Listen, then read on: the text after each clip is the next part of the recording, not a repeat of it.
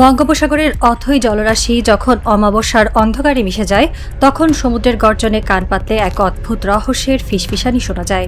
এই বিশাল জলরাশি কেবল মাছ আর জলোচ্ছ্বাসের আধার নয়, এটি হলো প্রকৃতির এক নিজস্ব জীবন্ত দাবার বোর্ড। একটি প্রাচীন প্রবাদ আছে, মানুষ যখন কাউকে বঞ্চিত করে, প্রকৃতি তখন ঠিক তার ক্ষতিপূরণ করে দেয়। বাংলাদেশের বেলায় এই প্রবাদটি আজ আক্ষরিক অর্থে এক নিরেট বৈজ্ঞানিক এবং ভৌগোলিক সত্যে পরিণত হয়েছে।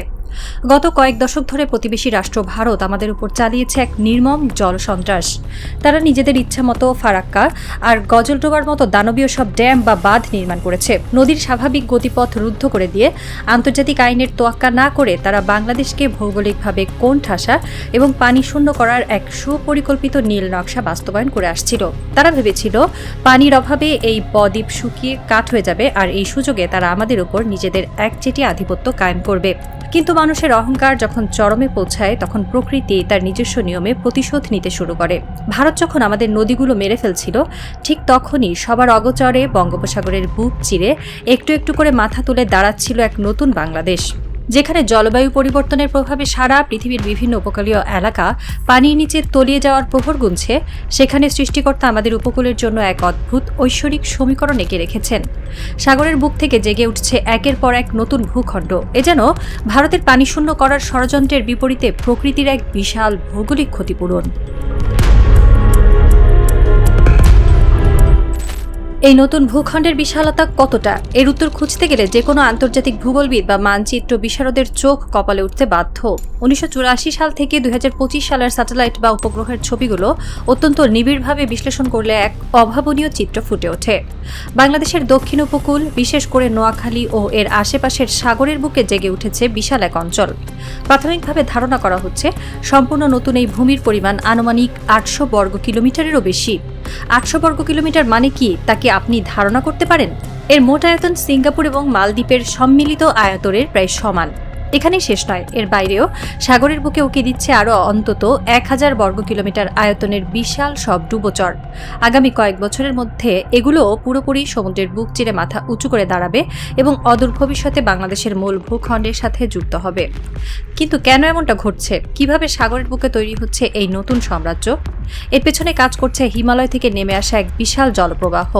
গঙ্গা, ব্রহ্মপুত্র এবং মেঘনা নদী ব্যবস্থা, তাদের শাখা নদীগুলো হিমালয় থেকে 1000 কিলোমিটার পথ পাড়ি দিয়ে বঙ্গোপসাগরে এসে পড়ছে। আর এই সুদীর্ঘ যাত্রাপথে ভারত ও বাংলাদেশের বুক পেরিয়ে তারা প্রতি বছর প্রায় 1.2 বিলিয়ন টন পলি বয়ে আনছে আমাদের উপকূলে।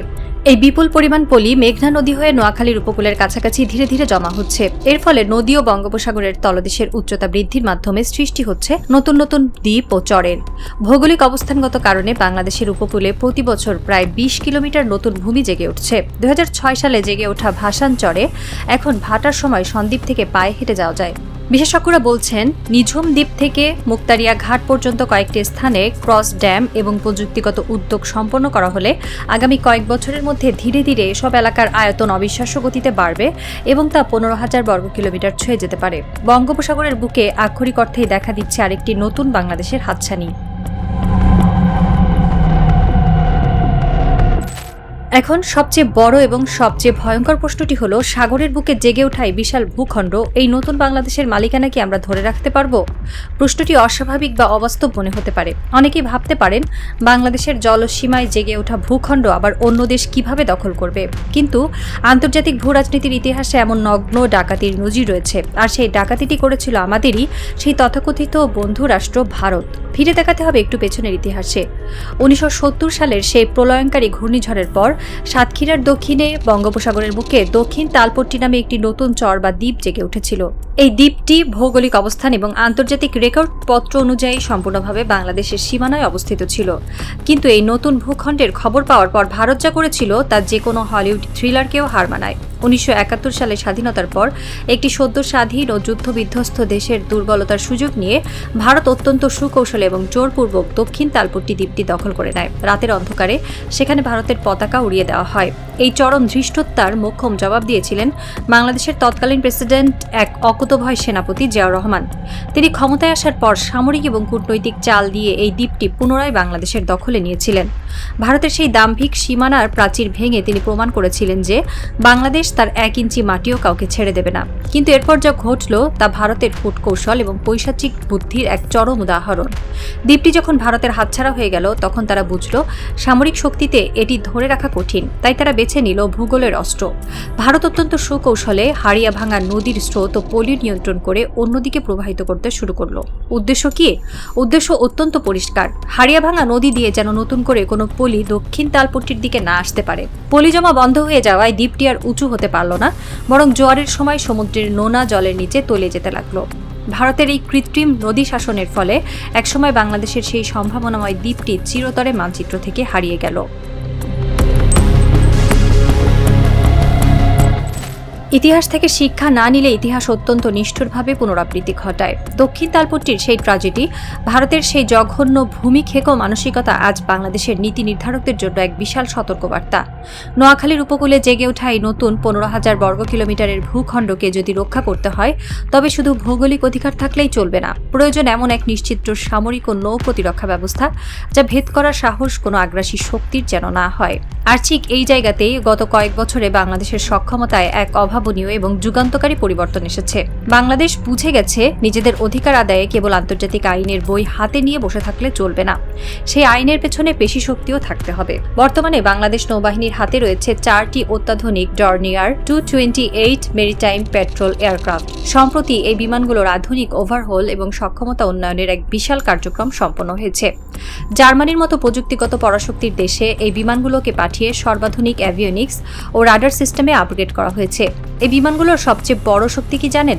এদের পেটের নিচে বসানো আছে এমন এক শক্তিশালী সামুদ্রিক নজরদারি রাডার যা শুধু বিশাল যুদ্ধজাহাজই নয়, বরং সমুদ্রের বুকে ভেসে থাকা অত্যন্ত ছোট কোনো স্পিড বোট বা ছোট লক্ষ্যবস্তুকেও বহুদূর থেকে নিখুঁতভাবে শনাক্ত করতে পারে। বঙ্গোপসাগরের বুকে অবৈধ মাছ ধরা, চোরাচালান, জলদস্যুতা কিংবা ভারতের কোনো সন্দেহজনক নৌযান যদি এই নতুন দ্বীপগুলোর দিকে এগোতে চায় তবে ডর্নিয়ার 228 এর এই তীক্ষ্ণ আকাশ নজরদারি বা আই ইন দ্য স্কাই মুহূর্তের মধ্যেই তাদের শনাক্ত করে ফেলবে। নতুন জেগে ওঠা এই চর ও দ্বীপগুলোর উপর কড়া নজর রাখার জন্য এই অত্যাধুনিক এয়ারক্রাফটগুলো এখন বাংলাদেশের সবচেয়ে বড় এবং ধারালো হাতিয়ার।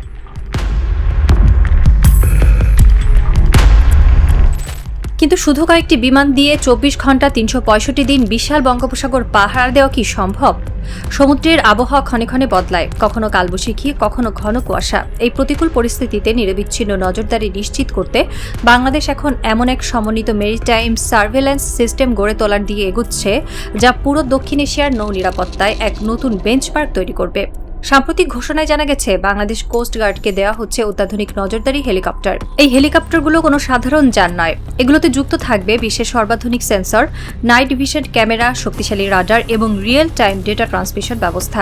এর ফলে গভীর সমুদ্রে কোনো সন্দেহজনক গতিবিধি চোখে পড়ার সাথে সাথেই সেকেন্ডের ভগ্নাংশের মধ্যে সেই ভিডিও এবং ডেটা সরাসরি চলে আসবে নৌবাহিনীর টহল জাহাজ বা হেডকোয়ার্টারের কমান্ড সেন্টারে। শুধু হেলিকপ্টারই নয়, এই মাস্টার প্ল্যানে যুক্ত হচ্ছে অত্যাধুনিক আনম্যান্ড এরিয়াল ভেহিকেল বা ড্রোন প্রযুক্তি।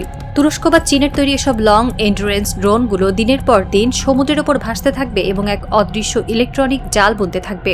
একটু ভেবে দেখুন, যে দক্ষিণ তালপট্টি দ্বীপটি একদিন নজরদারির অভাবে আমাদের দুর্বলতার সুযোগ নিয়ে ভারতের মতো আগ্রাসী প্রতিবেশীর পেটে চলে গিয়েছিল, আজ ঠিক সেই সমুদ্রের বুকেই বাংলাদেশ গড়ে তুলছে আকাশ থেকে সমুদ্রতল পর্যন্ত বিস্তৃত এক অকল্পনীয় নজরদারির জাল। দিল্লির রায়সিনা হিলে বসে মোদী সরকার ভেবেছিল চারপাশ থেকে চেপে ধরে বাংলাদেশকে তারা চিরতরে কোণঠাসা করে ফেলবে, নদীর পানি আটকে সীমান্তে পুশকিন করে। আর কূটনীতির ভয় দেখিয়ে তারা ভেবেছিল ঢাকা হয়তো আগের মতোই নতজানু হয়ে করুণা ভিক্ষা করবে। কিন্তু ভূ রাজনীতির দাবার বোর্ডে আজ সব হিসাব ভারতের বিপক্ষে চলে যাচ্ছে। যে দেশটিকে তারা দুর্বল ভেবেছিল সেই বাংলাদেশ আজ প্রতিদিন ভারতের চোখে চোখ রেখে কড়া কথা শোনাচ্ছে। ভারত কোনো উস্কানি দিলেই ঢাকা এখন এমন কড়া ভাষায় পাল্টা জবাব দিচ্ছে যে সাউথ ব্লকের কর্তারা রীতিমতো ভিমড়ি খাচ্ছেন। শুধু ঢাকা নয়, বিশ্বমঞ্চেও আজ ভারতের অহংকার চূর্ণ হচ্ছে।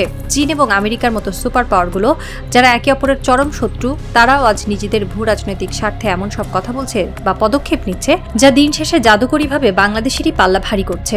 আমেরিকা যেখানে ভারতের উপর নির্ভরতা কমাচ্ছে, চীন সেখানে বাংলাদেশের সাথে মেগা করিডোর আর সামরিক চুক্তির ডালা সাজিয়ে বসছে।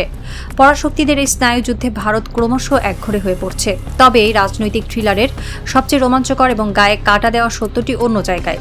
দিল্লি যখন দম্ভ করে ভেবেছিল তারা আমাদের চারপাশ থেকে ঘিরে ফেলেছে, তখন মনে হচ্ছে সর্বশক্তিমান সৃষ্টিকর্তাও আজ সরাসরি বাংলাদেশের পক্ষে দাঁড়িয়েছেন। ভারত যখন নদীর পানি আটকে আমাদের ভৌগোলিকভাবে শুকিয়ে মারার ষড়যন্ত্র করছিল, ঠিক তখনই সৃষ্টিকর্তা সমুদ্রের অতল গহ্বর থেকে আমাদের উপহার দিলেন সিঙ্গাপুর মালদ্বীপের সমান এক বিশাল ভূখণ্ড। মানুষের অহংকার আর চক্রান্তের বিপরীতে এই যেন স্রষ্টার এক মহাজাগতিক চপেটাঘাত। যে সৃষ্টিকর্তা প্রকৃতির নিয়মেই একটি জাতিকে ক্ষতিপূরণ দিয়ে দেন, সেই জাতির পতন ঘটানোর সাধ্য পৃথিবীর কোনো পরাশক্তিরই নেই।